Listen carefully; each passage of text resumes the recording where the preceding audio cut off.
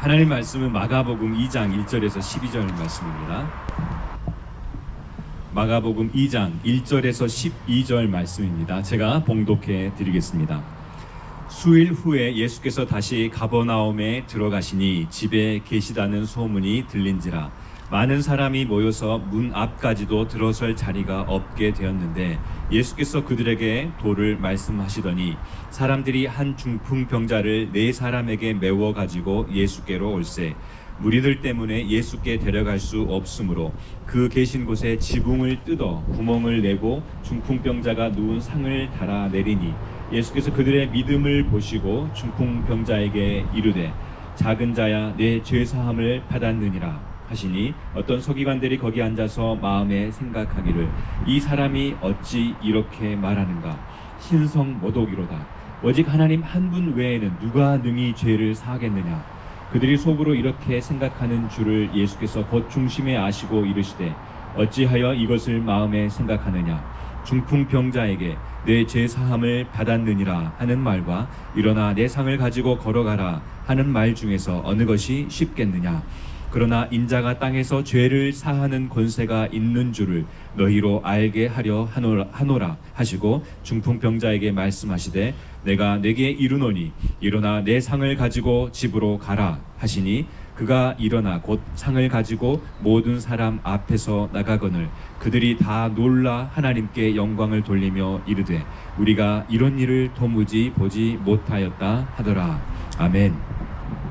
오늘 본문 말씀을 보면 1절에 보면 수일 후에 예수께서 다시 가버나움에 들어가시니 집에 계신 소문이 들린지라 그랬습니다. 수일 후에 수일 전에 무슨 일이 있었을까요? 기억나시나요? 지난주에? 네. 가버나움에서 예수님께서 가버나움에 가셔서 거기 회당에 들어가셔서 가르침을 가르치실 때에 한 귀신 들린 사람이 있었죠. 그래서 귀신 들린 사람 그 귀신을 쫓아냈습니다. 회당에 나와서 베드로의 장모 집에 갔습니다. 장모가 열병으로 누워 있었어요. 그 장모를 고쳐주셨죠.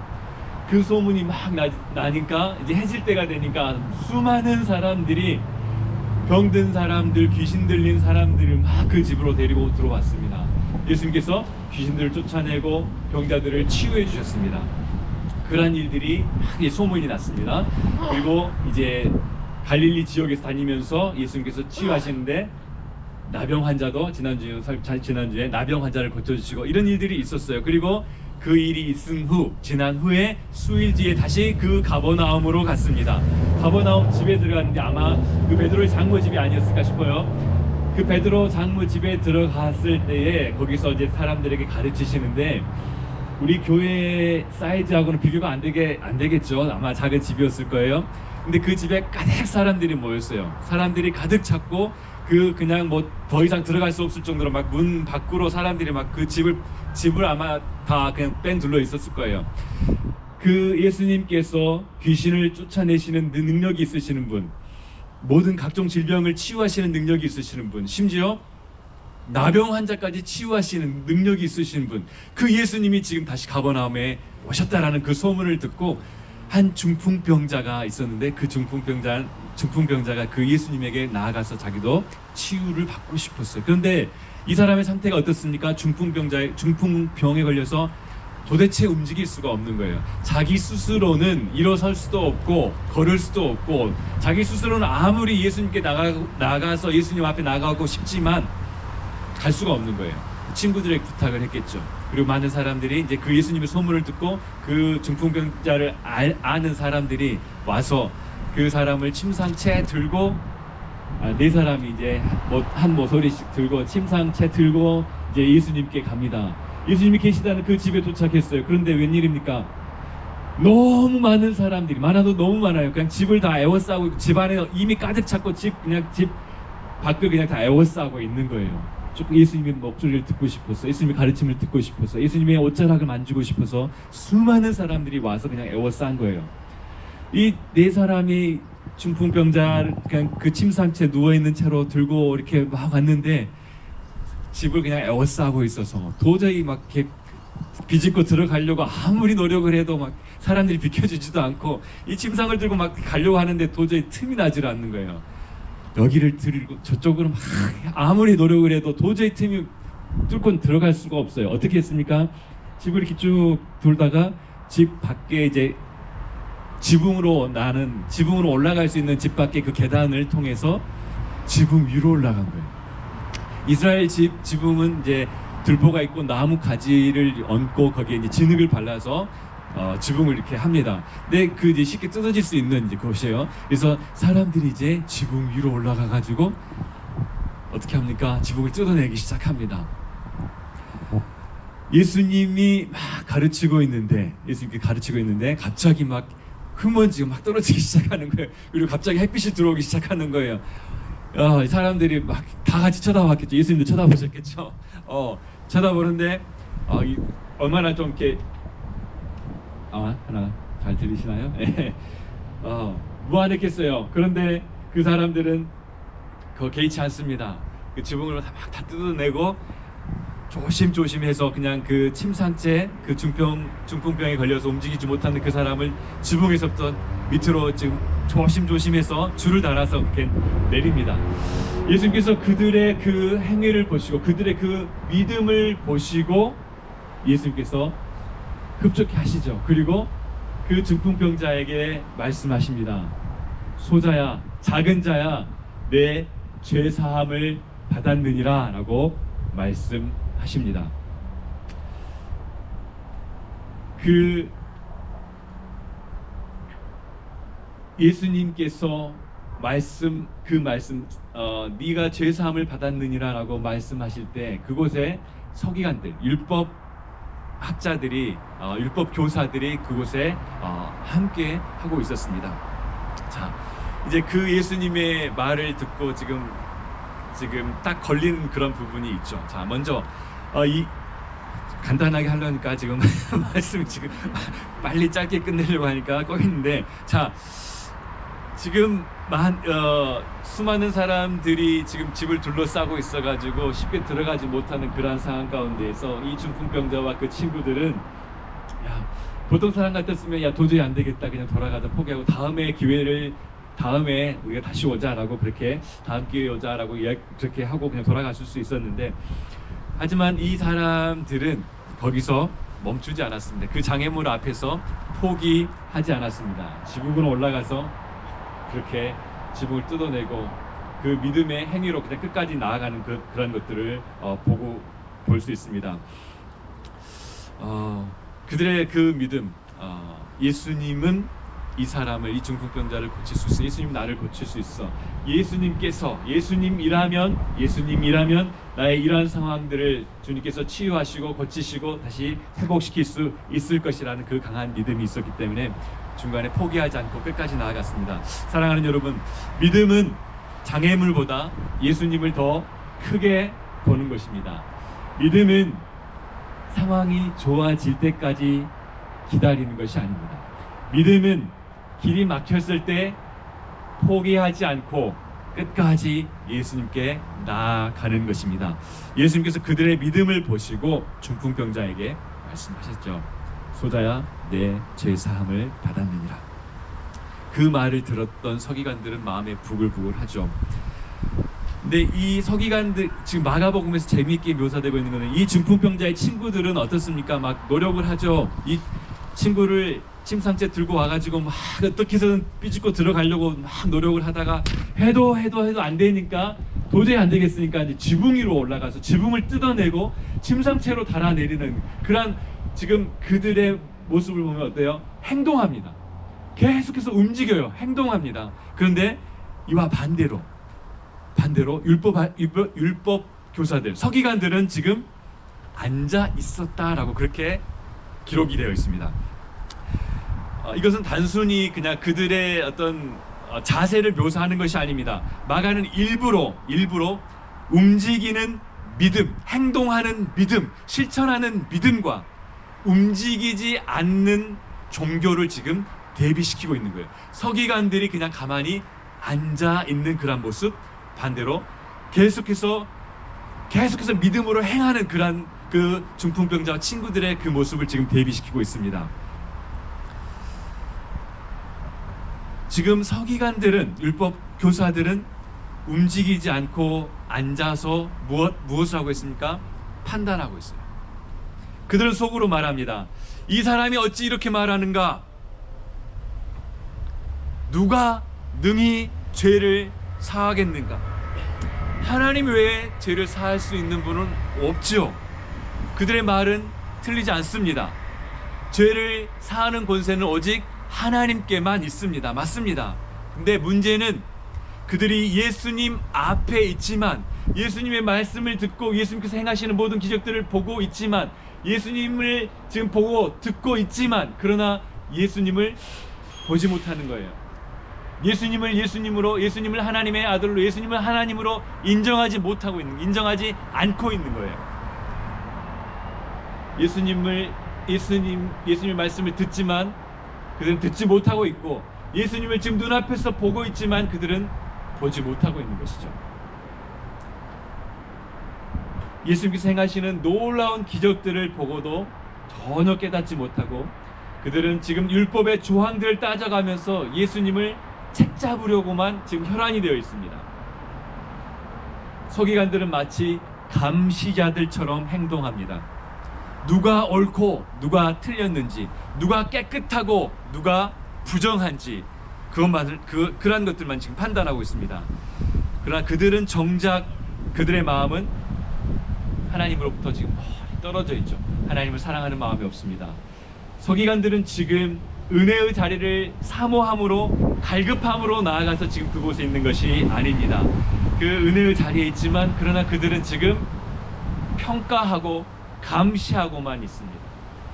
그들이 그 은혜의 자리에 있지만 은혜를 사모하는 마음으로 나아가는 것이 아니라 평가하고 감시하고, 그런 것을 하기 위해서 지금 거기 있는 것이죠. 서기관들은 지금 사랑으로 사람을 살리는 그런 사역을 행하고 있는 것이 아니라 판단하고 정죄하고 비판하고 사람들을 억누르는 그런 일을 지금 궁극적으로 하고 있는 것입니다. 이 모습을 볼 때 우리가 종교의 형식은 계속해서 붙잡고 있는데, 우리 안에 은혜가 메말라 있을 때 이런 모습이 나타나지 않습니까? 은혜는 정말 고갈되고 은혜는 바닥났어요. 은혜는 메말라 있어요.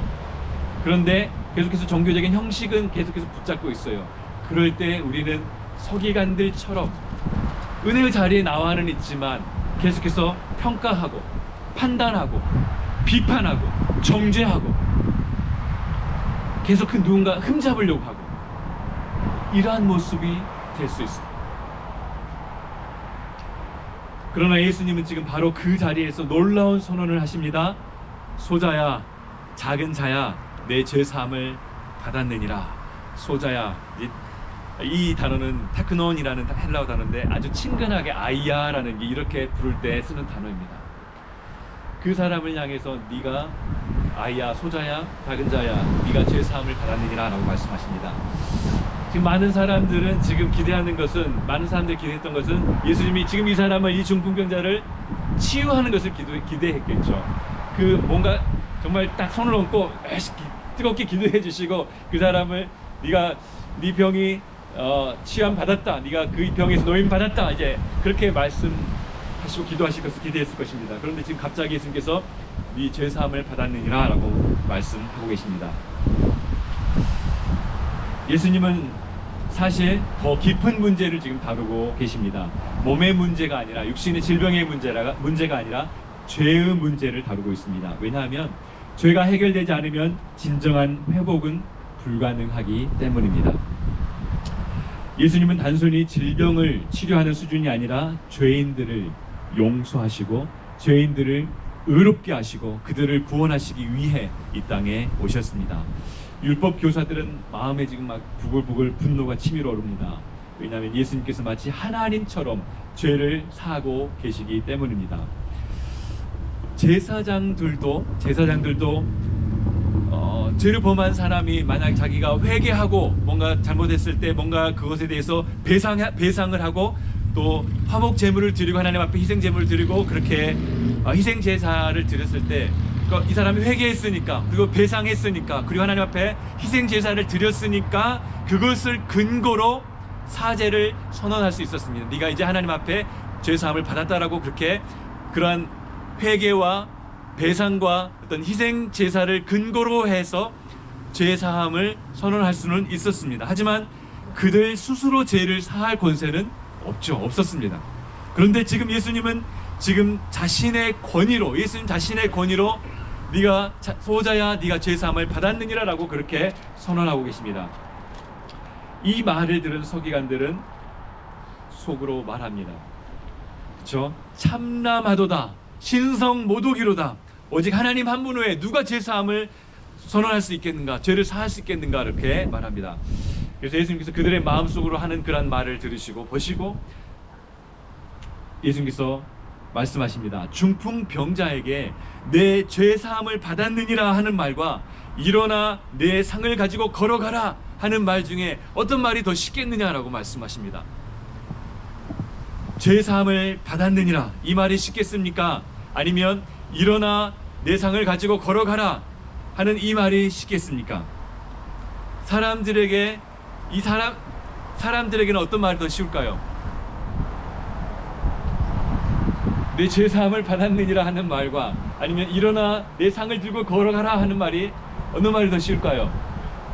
내 죄 사함을 받았느니라 하는 말이 쉽지 않겠습니까? 왜냐하면 그것을 증명할 필요가 없어요. 그냥 말하고 그냥 끝내면 되는 거예요. 네가 이렇게 했으니까 너 죄 사함 받았어 라고 말하면은 이 사람이 실제로 죄 사함을 받았는지 안 받았는지 그것을 증명할 방법은 없어요. 그러나 일어나 내 자리를 들고 걸어가라 라고 말하면은 그게 바로 드러나잖아요. 이게 진짜로 일어나서 걸어갈 수 있는지 없는지 바로 드러나잖아요. 사람들의 입장에서는 그렇습니다. 예수님께는 어떤 것이 더 쉬웠을까요? 자, 퀴즈. 예수님께는 내 죄 사함을 받았느니라 하는 말과 일어나 내 상을 들고 걸어가라 하는 말 중에 어떤 게 더 쉬웠을까요? 네? 둘 다 쉬웠죠. 둘 다 쉬웠죠. 죄를 사하는 것도 예수님께는 그 권세를 가지고 죄를 사하실 수 있는 분이시고, 일어나 걸어가라라는 말 한마디 선포하시면 그냥 그대로 결론이 되는 것이니까 예수님께서는 둘 다 쉬웠습니다. 그러나 예수님께서 일부러 내 죄 사함을 받았느니라 라는 말씀을 먼저 하십니다. 왜 그러셨을까요? 예수님께서 만약 중풍병자를 치유하시고 그를 치유하시고 나서 사람들이 놀랬겠죠. 그리고 이제 예수님께서 다시 야, 너가 죄 사함을 받았다라고, 네가 죄 용서함을 받았다라고 그 죄 사함을 선언했다면 사람들, 특히 서기관들은 아니 당신이 그렇게 그래 좋아, 중풍병자를 치유한 것, 당신이 귀신들도 쫓아내고 많은 병자들을 치유하고 나병도 치유하고 이 중풍병자를 치유한 것 잘했어, 좋아, 훌륭하십니다 라고 인정하지만, 그러나 그것과는 별개로 죄 사함의 문제는 이것은 오직 하나님께만 속한 것이기 때문에 당신이 어떻게 감히 죄 사함 치료한 것까지는 좋은데 어떻게 감히 하나님께서만 하실 수 있는 그 죄 사함의 권세, 그것을 선포할 수 있느냐, 이렇게 따로 그렇게 이야기하고 그 예수님의 죄 사함의 권세를 그것은 인정하지 않았을 수 있습니다. 그런데 예수님께서 먼저 죄 사함을 선포하시는 거예요. 죄 사함을 선포하시고 그들 안에 막 부글부글 끓어오르는 이제 그런 것들이, 아니 이 사람이 누군데 감히 하나님께서 하실 수 있는 죄 사함을 선포하는가, 이제 그때 예수님께서 이제 딱 잡으신 거죠. 그리고 바로 그 일어나 걸어라고 말씀을 선포하시는 거예요. 자, 예수님께서 말씀하십니다.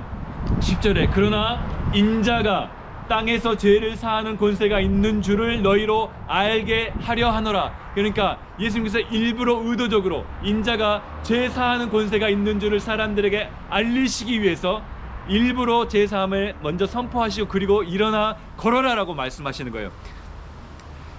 죄를 사하는 권세가 있는 줄을 너희로 알게 하려 하노라 라고 말씀하시면서 일어나 내 침상을 가지고 집으로 가라 라고 말씀하십니다. 그 순간 중풍병자가 일어나 걸어갑니다. 침상을 들고 걸어갑니다. 예수님의 죄 사함의 선언이 빈말이 아니라는 그 사실이 명확하게 증거된 것이죠. 지금 죄 사함을 먼저 선포하시고 그리고 치유하셨어요. 그 죄 사함의 근거가 지금 내가 죄를 사했고 그 죄 사함의 근거로 지금 이 중풍병자가 지금 일어났다라고 그렇게 명확하게 증거해 보여주는 것이죠. 서기관들이 할 말이 없는 거예요. 그렇죠? 자, 이제 예수님께서 그 중풍병자에게 일어나 내 침상을 가지고 집으로 걸어가라라고 말씀하셨을 때 그는 중풍병자는 도저히 걸을 수 없는, 자기 혼자 스스로 일어날 수도 없고 움직일 수 없는 그런 상태였습니다. 사람들에게 들려서 그냥 들려다녀야만 그렇게 움직일 수 있는 그런 상태였습니다. 그런데 예수님께서 말씀하십니다. 일어나 내 침상을 들고 걸어가라라고 말씀하십니다. 이 순간 그 사람 마음속에 얼마나 많은 두려움이 있었겠습니까? 정말 내가 일어날 수 있을까? 정말 내가 일어설 수 있을까? 내가 일어나서 이 침상을 들고 내가 걸어갈 수 있을까?